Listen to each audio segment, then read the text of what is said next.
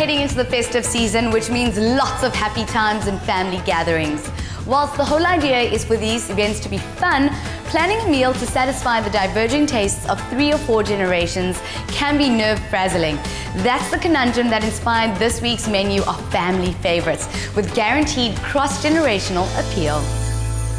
Food has always been a central theme in my home. It brings my family together every day. We share a meal, we talk, we eat, and we laugh. I'm sharing some of my family favorites with you today. On the menu, a delicious, simple lamb kalya to go with that, buttery parathas, and for dessert, one of our favorites, red velvet cake. I'm starting out with the lamb kalya first. Sunflower oil going into the pan. I've preheated the pan already and the oil's hot. To that, some whole spices, 2 bay leaves, a cinnamon stick, and I've got some cardamom pods and cloves. There's no fancy technique required, and I'm not sure when kalya became a favorite in my home, but I'm quite certain it's one of our Muslim neighbors that introduced us to this lovely dish. Add the sliced onion. Add 2 teaspoons of coarse salt. While that's frying, let's marinate the lamb. I've got 1.5 kilograms of lamb shank here, or knuckle. I've just sliced them quite thickly. To this, some yogurt, fresh cream. I've got some fresh thyme here. This is from my garden. Works really well with that lamb. Ginger and garlic paste as well. Get all those flavors in there. 2 green chilies sliced. And for the spices, 2 to 3 tablespoons of red chili powder, a teaspoon of ground coriander, garam masala and ground cumin, turmeric, and stir these ingredients together. This works best if you leave it to marinate overnight. If you're short on time, you can, however, just cook it straight away. Let's have a look at our onions. They're golden brown, ready for the next step. Let's place the lamb into the onions. It's actually the enzymes in the yogurt that make the lamb tender. Stir the lamb around and you can see it forms a thick, creamy paste that coats the pieces. And once the oil separates from the lamb, add some tomato, and I've blitzed these until smooth. Now reduce the heat. Cover the pan with a tight-fitting lid and leave that to simmer for an hour. For the parathas, you need just a few ingredients. We've got cake flour, we've also got baking powder, sugar, salt, sunflower oil, and milk powder. Now, baking powder goes into the flour, salt, sugar, milk powder, and this adds a lovely richness to the paratha. And now some sunflower oil. Rub the oil into the flour, and it should start to look a little like breadcrumbs. Make a well in the center, and add little bits of water. Say about 1/2 cup first. You can use a beater or a mixer for this. I prefer using my hands. Gives me a better feel of what the dough's supposed to be like. The doughs come together. Don't be too tempted to add extra water. Just remember it's quite a stiff dough, but once you rest it, it's going to soften up. Using the work surface, divide the dough into 6 to 8 pieces. First in the center, and half again, and then into quarters. Place the dough onto a tray. Leave the dough to rest and cover it with a damp cloth. This prevents the dough from drying out. And let's get started on the red velvet cake. For that, I've got 3 eggs going into a mixing bowl. Beat the eggs until light and fluffy and gradually add the sugar.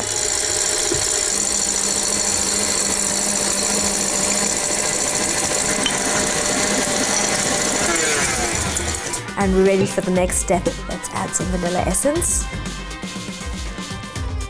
Cake flour, I'm just adding half the cake flour, and some cocoa powder. Use a large metal spoon and fold that in. Half the buttermilk going in. Again, fold that in. Lastly, add the remaining cake flour.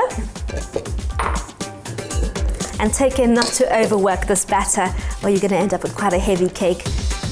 With the last of the buttermilk, I'm using red food coloring. There's lots of excitement in my home when I make this cake.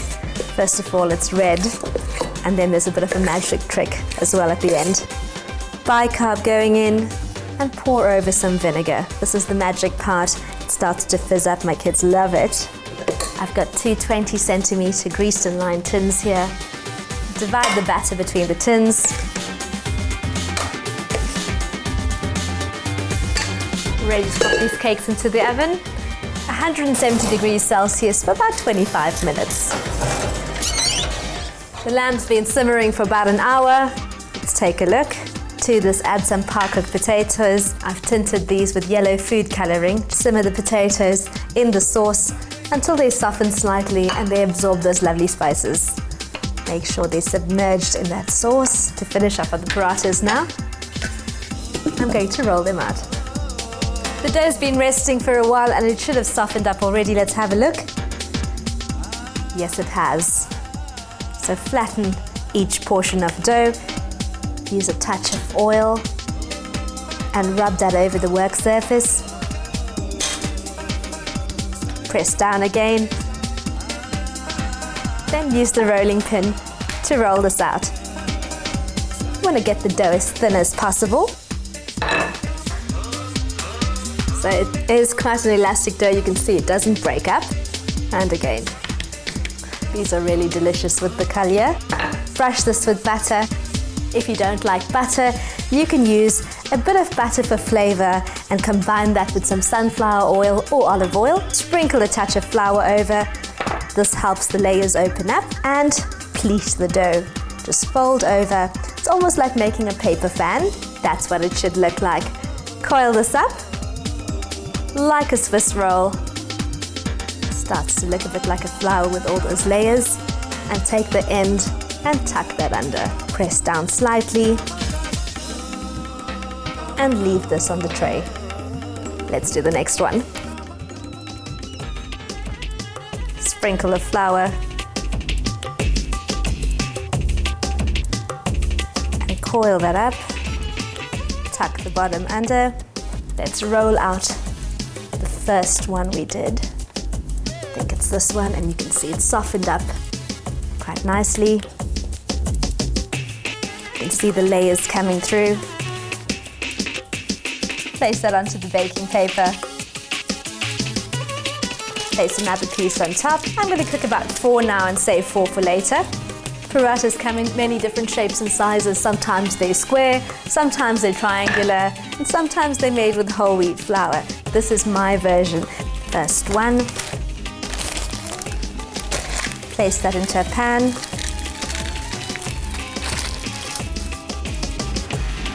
So I move the dough around. Remember, we've added a touch of sugar to this as well, which is going to give us lovely brown spots. And you can see the layers start to come apart already. Brush lightly with butter.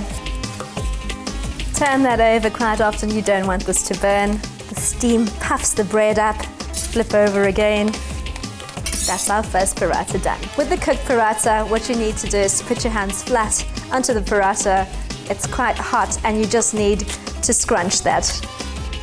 And what that does is it opens up those layers. Fold it, and there we have it. Beautiful paratha, flaky and light, quite crispy and soft at the same time. A quick tidy up, and it's time to finish on the red velvet cake. Firstly, remove the baking paper, place that onto the cake stand, and now I'm using one of my favorite kitchen gadgets. And I'm going to pipe little blobs of cream cheese frosting on top. And you can see the red starts to come through. That's done. Next layer going on top. I'm going to finish up here, and I've got a second tube of frosting as well. Starting in the center and press down. And that's our red velvet cake done. Let's plate up our feast. Once we got the taste of delicious kalya, it became a family favorite. And I'm delighted my kids enjoy it as much as I did when I was a child. I'm serving lamb kalya to go with that buttery crisp parathas, and for dessert, a luscious red velvet cake. Food is always about bringing family together. I hope you enjoy it.